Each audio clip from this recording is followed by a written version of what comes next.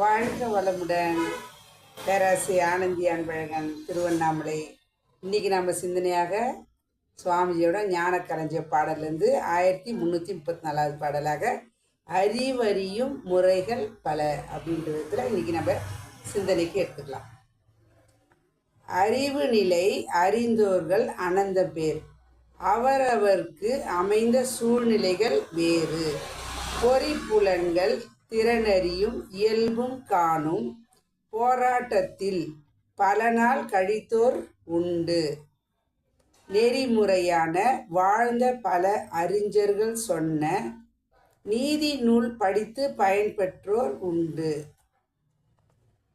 சிறிய ஒரு சந்தர்ப்ப நிகழ்ச்சியின் மூலம் சிந்தனையில் உயர்ந்தோரும் உண்டு உண்டு அப்படின்னு சுவாமிஜி கொடுத்துருக்காரு. இதுக்கு சின்னதாக ஒரு விளக்கம் நம்ம பார்த்துக்கலாம். அறிவு நிலை அறிந்தோர்கள் அனந்த பேர். அறிவு அப்படின்றத அறிந்து கொள்வதல். யாருக்கு அறிவு இல்லாமல் ஒன்றும் கிடையாது, எல்லாருக்குமே அறிவு இருக்குது. ஆனால் எத்தனை பேர் அதன்படி நடந்து கொள்கிறார்கள்? கண் போன போக்கிலே போக வேண்டாம், கால் போன போக்கிலே போக வேண்டாம், மனம் போன போக்கிலே போனாலும் ஒரு பழைய பாடல் கேட்டுவோம். அப்போ என்ன பண்ணுறோம் அப்படின்னா, மனம் போன போக்கெல்லாம் போகக்கூடாதுன்னு சொல்லியிருக்காங்க. ஆனால் நம்ம என்ன பண்ணுறோங்க, அறிவுக்கு வேலை கொடுக்காமல் மனம் போன போக்கெல்லாம் போயிட்டு துன்பத்தை நாம் விலைக்கு வாங்கி வருகிறோம். அப்போ அறிவு நிலை அறிந்தோர் அனந்த பேர். ஆனால் அதை எப்படி அடுத்துன்னா, அவரவருக்கு அமைந்த சூழ்நிலைகள் வேறு. அவங்கவுங்களுக்கு அமைந்த சூழ்நிலை, அந்த சூழ்நிலைக்கு ஏற்ற பொறுத்து தான் நம்ம என்ன பண்ணுங்க, அதையும் தாண்டி என்று வரும்பொழுது தான் அதை நாம் புரிந்து கொள்ள வேண்டும். அப்போ என்ன நடக்குது அப்படின்னா, பொறி புலன்கள் திறனறியும் இயல்பும் காணும். இந்த பொறி புலன்கள் சொல்லக்கூடிய இந்த 5 புலன்கள் வழியாக பார்த்து கேட்டு சுவைத்து முகர்ந்து இதன் மூலமாக சுவைத்து இதன் மூலமாக என்ன பண்ணுறோங்க, பொறி புலன்கள் மூலிமா நம்ம திறனறியும் இயல்பும் காணும். இயல்பாக இதன் மூலமாக தெரிஞ்சுக்கிட்டு இதன் மூலமே நம்ம என்ன நடக்கிறோம் அப்படின்னா, போராட்டத்தில் பல நாள் கழித்தோர் உண்டு. அதாவது ஒரு சொல்லுவாங்க பாருங்க, கண்டதை தின்னா குண்டன் ஆகலாம், கண்டதை படித்தா பண்டிதன் ஆகலாம் அப்படின்னு. ஆனால் பார்த்தீங்க அப்படின்னா அதெல்லாம் வாழ்க்கைக்கு உதவுமா அப்படின்னா, ஒரு அறிவு தெளிவில் உணர்ந்தவர்கள் சென்ற பாதையில் அவர்கள் சொன்னபடி நம்ம நடந்தோம் அப்படின்னா அது சிறப்பாக இருக்கும்.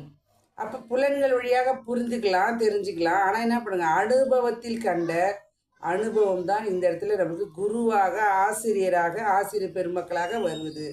அப்போ அவர்கள் மூலியமாக நம்ம அறிவின்படி அவங்க அறிவோட நம்ம அறிவை இணைக்கும் பொழுது என்ன நடக்குதுங்க, பயணம் சுலபமாக போகிறது.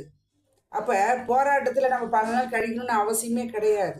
ஆனால் என்ன பண்ணுறோங்க, நாமளே யோசிக்கிறோம்னா கொஞ்சம் ரிஸ்க்கு தான், கொஞ்சம் கஷ்டம்தான். ஆனால் எக்ஸ்பீரியன்ஸ் இருக்கக்கூடிய ஒரு அனுபவசாலியோட நம்ம சேர்ந்து பொழுது சிறப்பாக இருக்கும். நம்மளோட வாழ்க்கையில் ஆன்மீக பயணம் அருமையாக உயர்வாக இருக்கும். அப்போ நெறிமுறையால் வாழ்ந்த பல அறிஞர்கள் சொன்ன, இங்கே வந்துட்டார் பாருங்க சுவாமிஜி. இவங்க ஏற்கனவே அனுபவிச்ச அந்த அனுபவத்தின் மூலமாக நம்ம என்ன பண்ணுறோங்க, அவங்க நெறிமுறைகள் அப்படின்னாவே, நெறி என்றால் ஒழுக்கம் கடமை ஈகை என சொல்லக்கூடிய ஒழுக்க கட்டுப்பாடு. அப்போ நெறிமுறையால் அந்த முறையால் நம்ம அவங்க வாழ்க்கையை நம்ம ஃபாலோ பண்ணும்போது வாழ்க்கை சிறப்பாக இருக்கும். அப்போ நீதி நூல் படித்து பயன்பெற்றோரும் உண்டு. நாமளும் பார்த்தீங்க அப்படின்னா அந்த காலத்துலாம் ஸ்கூல்லே லைப்ரரி இருக்கும், இப்போயும் லைப்ரரிலாம் இருக்குது. இப்போ வாட்ஸ்அப்பே நிறைய மெசேஜ் எல்லாம் போடுறாங்க, ஆனால் லைப்ரரி இருக்குது. இதன் மூலயமா நம்ம படிக்க அறிவு என்ன பண்ணுங்க, விரிந்து கொண்டே போகும். ஆனால் செயல்பாட்டுக்கு எடுத்து வர வேண்டும். செயல்பாட்டுக்கு எடுத்துகிட்டு வந்தால் தான் எந்த அறிவுமே பலனுக்கு வரும். சிறியதொரு சந்தர்ப்ப நிகழ்ச்சியின் மூலம், சிறிய ஒரு சந்தர்ப்பம், டக்குன்னு நொடி பொழுது சடுதியில் மாற்றம் சொல்லுவாங்க பாருங்க. அது போல் எந்த விதத்திலேயாவது இறையாற்றல் நம்ம எண்ணத்துக்கு ஏற்ற மாதிரி கண்டிப்பாக சடுதியில் ஒரு மாற்றத்தை கொடுக்கும். யாருக்கு எந்த நேரத்தில் எது கொடுங்க தெரியாது. ஆனால் நம்மளோட வாழ்க்கை என்ன பண்ணுங்க, ஒரு உயர்வான நிலையில் கண்ணோட்டத்தில் வைத்து கொண்டோம் 5 புலன்கள் வழியாக அப்படின்னா அறிவு அதுக்கேற்ற மாதிரி செயல்பாட்டாக உயர்ந்து கொண்டே வரும். அப்போ சிந்தனையில் உயர்ந்தோரும் உண்டு. ஒன்று குரு இருக்கணும், இல்லை அப்படின்னா நம்மளோட அறிவை மேம்பாடாக வைத்து கொள்ளணும். இந்த 2 முறையில் இருந்தோம் அப்படின்னா வாழ்க்கை சிறப்பாக இருக்கும். அதான் சொன்னாங்க, மாதா பிதா குரு தெய்வம்னு சொன்னது காரணமே குருவின் வழி நாம் வாழ்க்கை பயணத்தை அமைத்து கொள்ள வேண்டும்.